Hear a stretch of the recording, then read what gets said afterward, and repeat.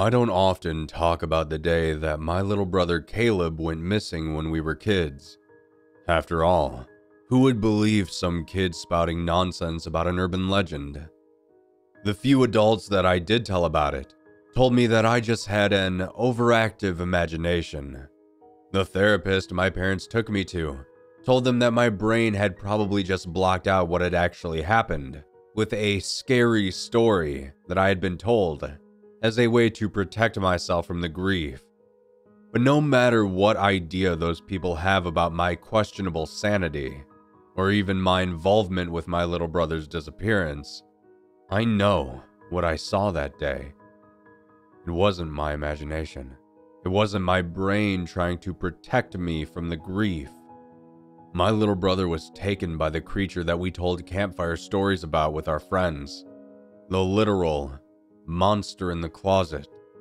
I may go the rest of my life without anyone ever believing me, but if I don't tell someone about what actually happened, I'm worried that I might start losing my mind entirely. Caleb and I were only a year apart in age when it happened. He was 10 and I was 11, and we had a pretty good relationship as siblings. Being so close in age, the two of us would spend a lot of time together and had a lot of the same friends. We often played with the other kids from our neighborhood, frequently wandering around the small patch of trees behind our backyard that we generously referred to as the forest. Our next door neighbors, Shelby and Nancy, were a little younger than us, but lived very close by, so we hung out with them a lot. We all lived in a relatively safe area, and were often allowed to stay out long past sundown, sometimes even making small campfires in our backyard at the edge of the trees, under the supervision of the oldest of the group, Dylan.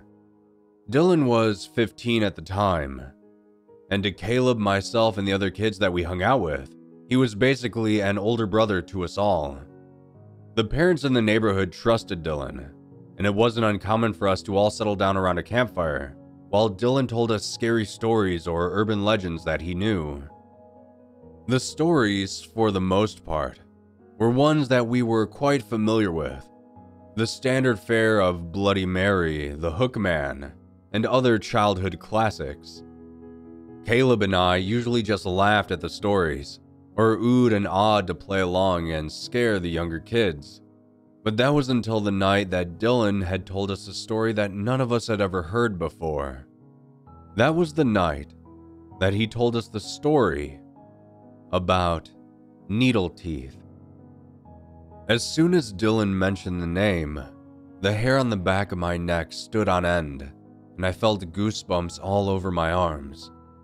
I'd never heard this story before, and I could tell by the solemn and mischievous look on Dylan's face that this was going to be a good one. Caleb and I listened in, eyes wide with fear and excitement, not knowing that this would soon be the start of the most terrible chapter in both of our young lives. The way Dylan told it, the story of Needleteeth followed the fairly standard urban legend formula. Many years ago, back when our town was primarily just a collection of farms, some of the locals reported hearing what sounded like a baby crying on the edge of the forest. More often than not, when they would go investigate the source of the crying, the noise would stop abruptly, followed by the sound of someone or something, quickly but quietly, retreating back into the woods.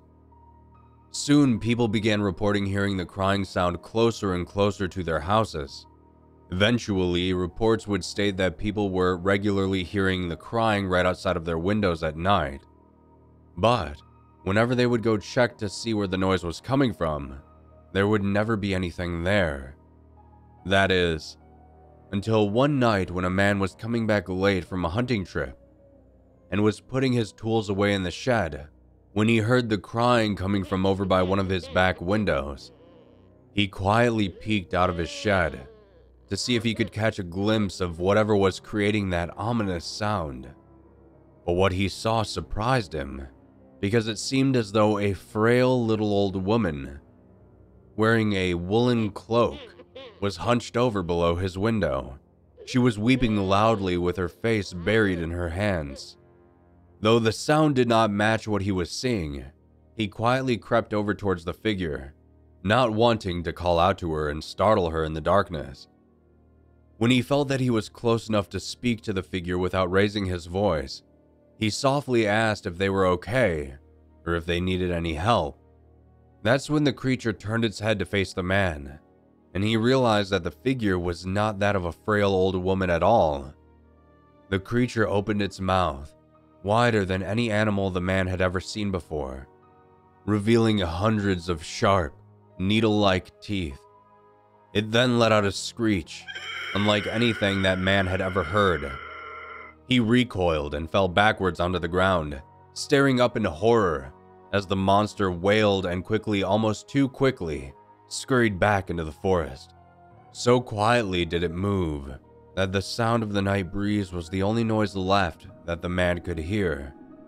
He quickly scrambled inside and told his family about what he had seen. The next day, he and some of the other men in town searched the woods for any trace of what had been seen the night before. The only thing they had found was a discarded cloak, along with some recently devoured animal carcasses. The town was on edge for a few days, but eventually everyone seemed to have forgotten about the incident, maybe even casting doubt as to whether it even happened at all. That is, until a few nights later, one of the town's baker's two young sons, named Joseph, was snatched away by something and taken off into the woods.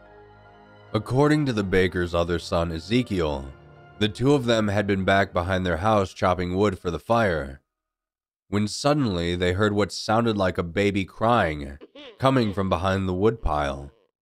Joseph, being slightly older and braver than Ezekiel, went to go investigate the sound. Ezekiel said that he saw two long, thin, pale gray arms reach out from behind the woodpile and snatch Joseph up, carrying him away, screaming, into the dark, inky blackness of the trees beyond. At this point in the story, a few of the younger kids in our group squealed and begged Dylan to stop, insisting that the story had gotten too scary.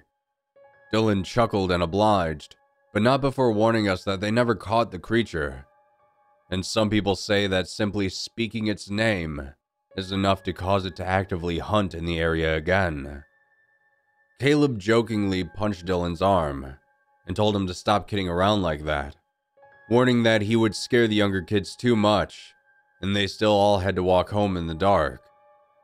For a moment, just a brief moment, I saw a somber darkness in Dylan's eyes as he looked at Caleb, as if he was hiding something more about the story. But just a moment later, he was back to joking around and laughing again, standing and beginning to put out the campfire, telling us that we could all meet back here next week for another scary story night.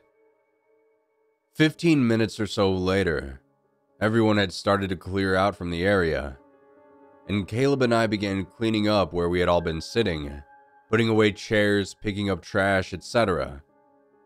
Caleb laughed quietly and grinned at me. "Man, Dylan's story was sure creepy tonight, huh? Needleteeth? How does he come up with this stuff?" I half-heartedly chuckled, but a sick, creeping feeling immediately filled the pit of my stomach, and it felt like ice suddenly filled my veins. A feeling that I can't quite describe took over my body, like a white-hot wave of fear and endorphins as the sound of a young girl crying began echoing from just beyond the edge of the tree line. Frozen in fear, I couldn't choke out the command to stop fast enough before Caleb set down what was in his hand and said, "Oh man, Shelby must have wandered off after the story. Don't worry, I'll go get her." Before I could squeak out a scream of horror, Caleb turned towards the trees, immediately greeted by a gray, lanky creature creeping out from behind a large oak tree. Time almost seemed to stop as Caleb stood frozen in fear, both of us wordlessly staring at the twisted creature's massive black eyes and gaping mouth full of hundreds of teeth. Its movements were so bizarre that it's hard to describe. Its arms and legs seemed to slither and squirm like a snake, yet its torso and head remained rigid.